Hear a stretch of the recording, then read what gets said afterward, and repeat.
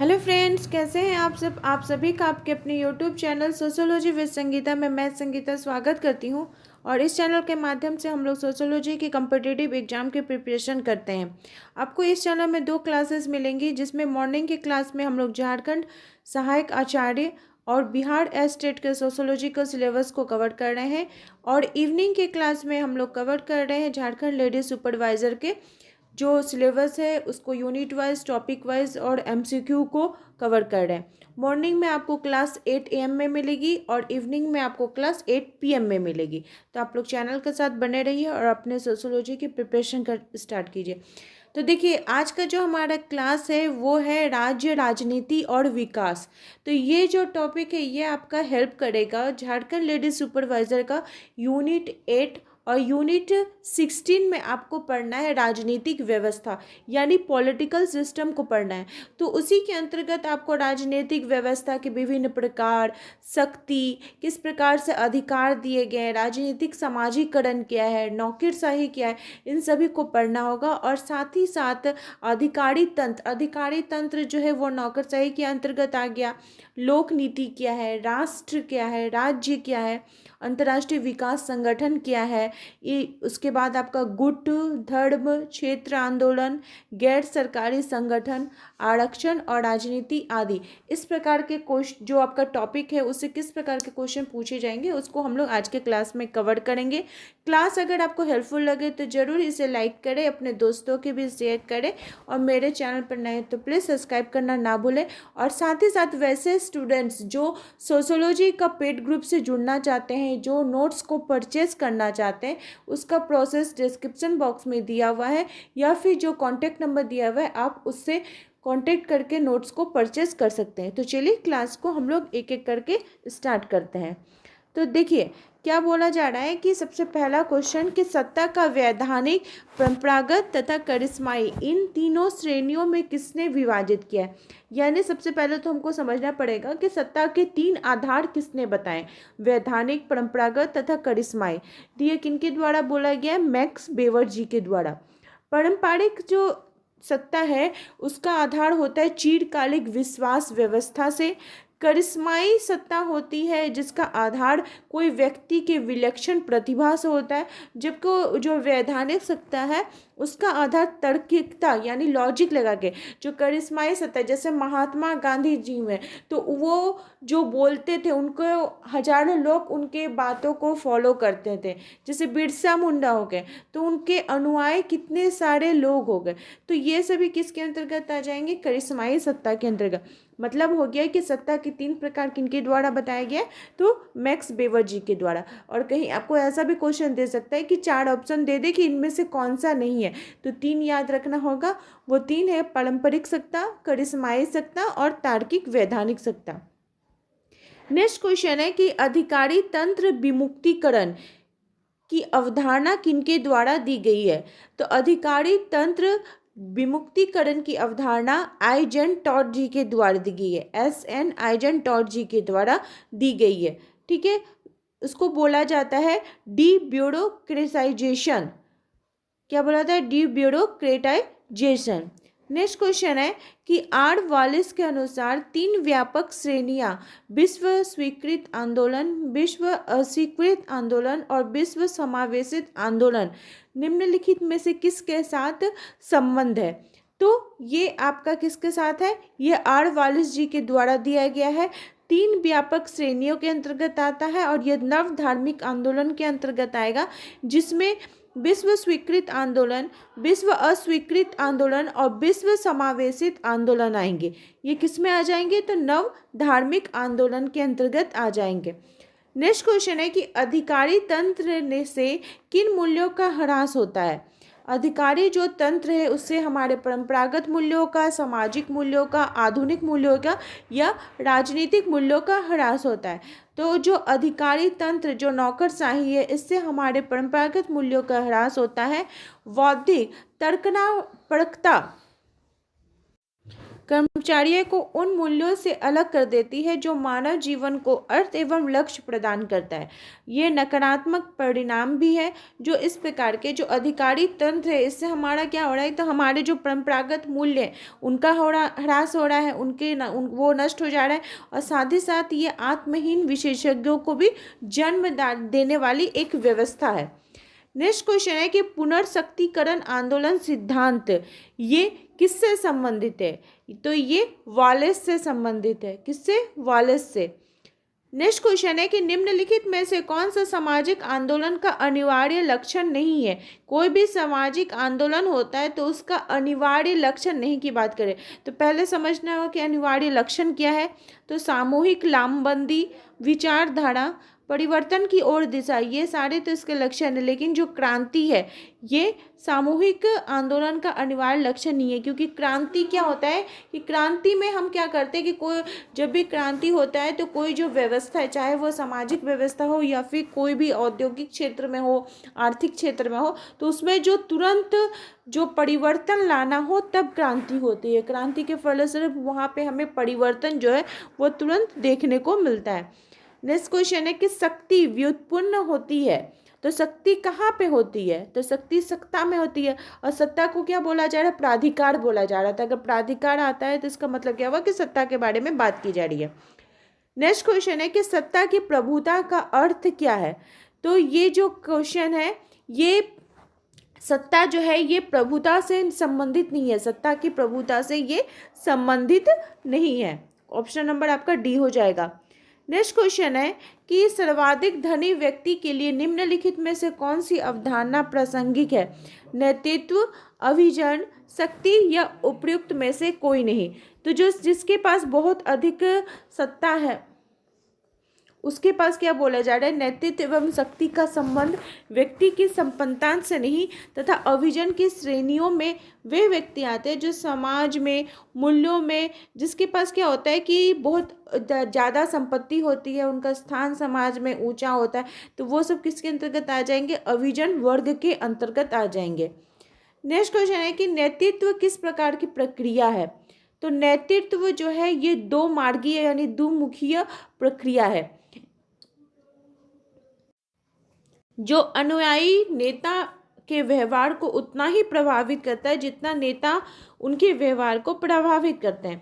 किसी भी मान लीजिए समाज का जो सर्वांगीण विकास होता है वह विकास कभी होता है जब वहाँ का जो नेतृत्व है वो सफल हो, वहाँ का नेतृत्व जब अच्छा होगा तो उस समाज भी क्या होगा कि वो अच्छे दिशा की ओर बढ़ेगा।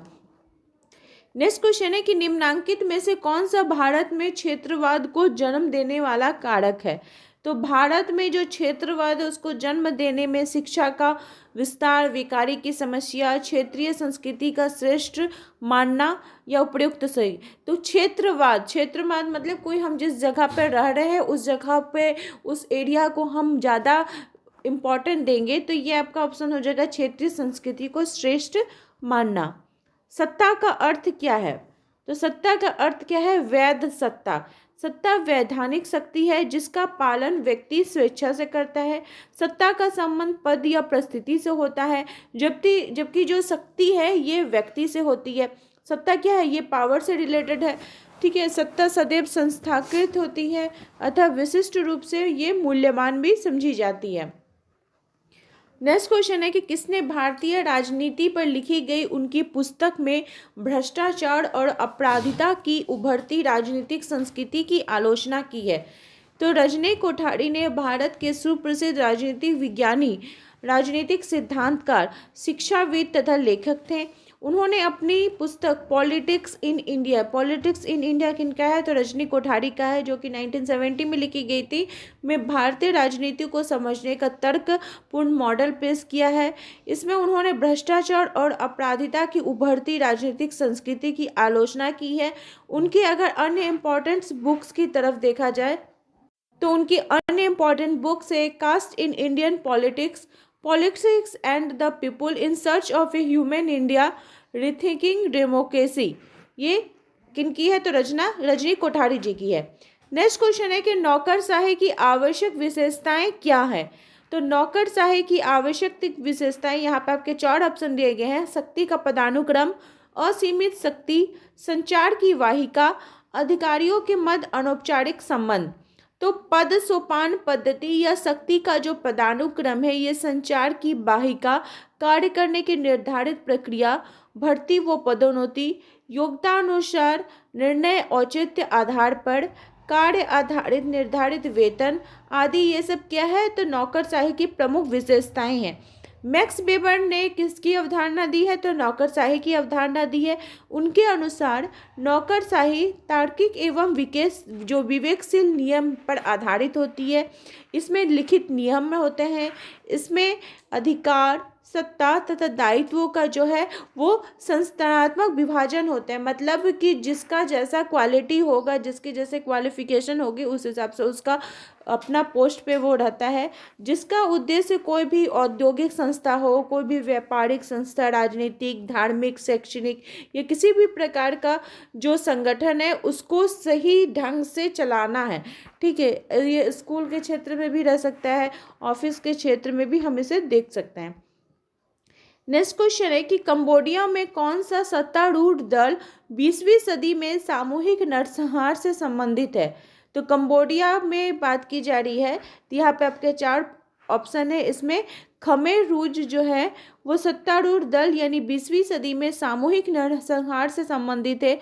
खमेर रूज पार्टी ने 1975-1979 के बीच कंबोडिया का नियंत्रण अपने हाथ में लिया था। इस शासनकाल के दौरान ज़्यादा काम, भूखमरी और बड़े पैमाने पर लोगों को फांसी देने के चलते करीब 20 लाख लोगों की मौत हो गई थी। और इस पार्टी की 2 शीर्ष नेताओं सेफन और नुआनचिया को इस मामले में जब उनकी उम्र 87 और 92 थी तो 2018 में फिर इनको सजा भी दी गई थी, क्योंकि उन्होंने इतना नरसंहार किया था उस समय अपने पार्टी खमेर रूज के कारण, कि जिसके कारण उनको फिर सजा भी दी गई।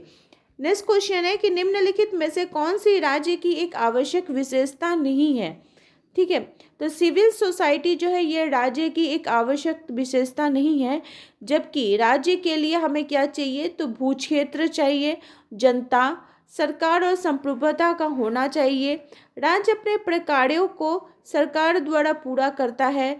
सरकार का अर्थ राजा अथवा राजाध्यक्ष, संविधान, व्यवस्थापिका, कार्यपालिका, न्यायपालिका, पुलिस, सेना, दंड, कानून और वर्दी के मिले जुले स्वरूप से हो सकता है। वर्दी तथा चिन्ह ये सब क्या है, सरकार के प्रतीक चिन्ह के अंतर्गत आए।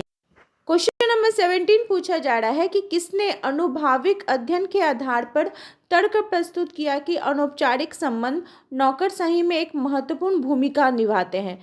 तो अमेरिकी समाजशास्त्री पीटर ब्लाउ, ठीक है, पीटर एम ब्लाउ ने अनुभाविक अध्ययन के आधार पर उन्होंने ये तर्क प्रस्तुत किया कि अनौपचारिक संबंध जो है यह नौकरशाही की एक महत्वपूर्ण भूमिका निभाते हैं।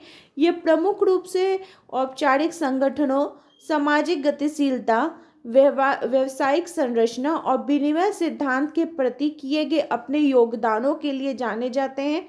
ब्लाउ ने सामाजिक विनिमय का विश्लेषण करने के लिए नौकरशाही की गतिविधियों और कार्यकलापों का सूक्ष्म अवलोकन भी उनके द्वारा किया गया है। नेक्स्ट क्वेश्चन है, यहाँ पे देखिए इस तरह से जो मिलान कर कथन का जो रहता है, तो इसमें बोला जा रहा है, कथन नहीं बोल रहा है कि क्षेत्रीय, निर्जातीय और धार्मिक असामंजस्य राष्ट्र निर्माण में बाधा पहुंचाते हैं। राजनीतिक अभिजात वर्ग की रुचि वोट बैंक बनाने के लिए असामंजस्य पैदा करने में होती है। तो इसका जो राइट आंसर है वो यह हो जाएगा कि सांप्रदायिकता, भाषावाद, क्षेत्रीयता, जातिवाद, रंगभेद, दूषित शिक्षा प्रणाली, नैतिक पतन एवं भ्रष्टाचार, दूषित राजनीति, ये सभी क्या है, कारक जो है वो राष्ट्र निर्माण में बाधा पहुंचाते हैं तथा राजनीतिक अभिजात वर्ग को उसकी जो रुचि है वो वोट बैंक बनाने के लिए असामंजस्य पैदा करने में हो जाती है। अतः कथन ए व कारक आर दोनों सत्य है और आर जो है यह ए का सही स्पष्टीकरण कर रहा है। क्वेश्चन नंबर 19 पूछा जा रहा है कि निम्नलिखित में से कौन सा नौकरशाही की अनिवार्य विशेषता नहीं है। जो नौकरशाही है इसमें अनिवार्य नहीं है। तो यहाँ पे मौखिक संप्रेषण इसका राइट आंसर हो जाएगा। जो ब्यूरोक्रेसी है, जो नौकरशाही है, जो अधिकारी तंत्र है या फिर कर्मचारी तंत्र है, ये संस्थानात्मक प्रकार का एक संगठन है जिसमें बृहद स्तर पर कोई भी प्रशासकीय जो कार्य होते हैं उसको ठीक ढंग से चलाया जाता है, ठीक ढंग से उसका जो सारा काम है उसको किया जाता है।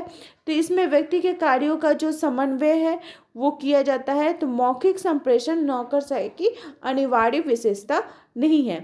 नेक्स्ट क्वेश्चन है कि आशीष बोस अपने किस अवधारणा के लिए सुप्रसिद्ध है? तो आशीष बोस किसके लिए जाने जाते हैं? आशीष बोस जाने जाते हैं बीमारू राज्य के अवधारणा के लिए। बीमारू राज्य के अंतर्गत आपका बिहार, मध्य प्रदेश, राजस्थान एवं उत्तर प्रदेश आते हैं। आशीष बोस ने इन राज्यों का अध्ययन करके बतलाया कि आज़ादी के इतने दिनों बाद भी, इतने वर्षों बाद भी जो आधारभूत संरचनाओं का यहाँ पे सर्वांगीण विकास नहीं हो पाया, जिसके कारण इसको बीमारू राज्य बोला गया इन सभी राज्यों को। नेक्स्ट क्वेश्चन है कि ये किसका मानना है कि केंद्रीकृत नौकरशाही ने भारत में राष्ट्र निर्माण में योगदान दिया है? तो आर बेनेडिक्ट्स का ये मानना है कि केंद्रीकृत नौकरशाही ने भारत में राष्ट्र निर्माण में योगदान दिया है। सामाजिक आंदोलन के संबंध में टी.के. ओमेन ने विस्तृत अध्ययन किया तथा एम.एन. श्रीनिवास ने भारतीय समाजशास्त्र को अपने अमूल्य योगदान तथा मौलिक विचारों से अभिभूत किया। फिर नेक्स्ट आपको क्वेश्चन पूछा जा रहा है कि यहाँ पे दो कथन दिए गए हैं। तो पहला कथन हो गया कि भारतीय राजनीति में दलितों द्वारा अपनी उपस्थिति दर्ज कराना दलित अस्मिता में बदल गया है। और नेक्स्ट है दलितों के राजनीतिकरण से उनमें सामाजिक गतिशीलता का प्रादुर्भाव हुआ है। तो यहाँ पे जो दोनों कथन दिए गए हैं उसमें से आपका राइट आंसर हो जाएगा कि भारतीय राजनीतियों में जो राजनीति है उसमें दलितों द्वारा अपनी उपस्थिति दर्ज कराना दलित अस्मिता में बदल गया है, क्योंकि दलितों के राजनीतिकरण से उनमें सामाजिक गतिशीलता का प्रादुर्भाव हुआ है। नेक्स्ट क्वेश्चन है कि राज्य यह सुनिश्चित करते हुए विभिन्न समूहों के बीच संतुलन बनाए रखता है, सरकारी नीति पर उन सबका कुछ प्रभाव होता है जो निम्नलिखित में सर्वोत्तम सुस्पष्टता से दिखाई देता है। ठीक है, तो ये इसका राइट आंसर हो जाएगा बहुलतावादी लोकतंत्र यह सुनिश्चित करते हुए विभिन्न समूहों के बीच संतुलन बनाए रखता है कि सरकारी नीति पर उन सबका कुछ प्रभाव होता है जो सर्वोत्तम सुस्पष्ट रूप से हमें दिखाई देता है। तो आई होप आप लोगों को आज का जो क्वेश्चन है आपके टॉपिक के लिए हेल्पफुल रहा होगा। इसी प्रकार से आप लोग मेरे चैनल के साथ बने रहिए। आप सभी का मेरे चैनल के साथ बने रहने के लिए बहुत बहुत धन्यवाद।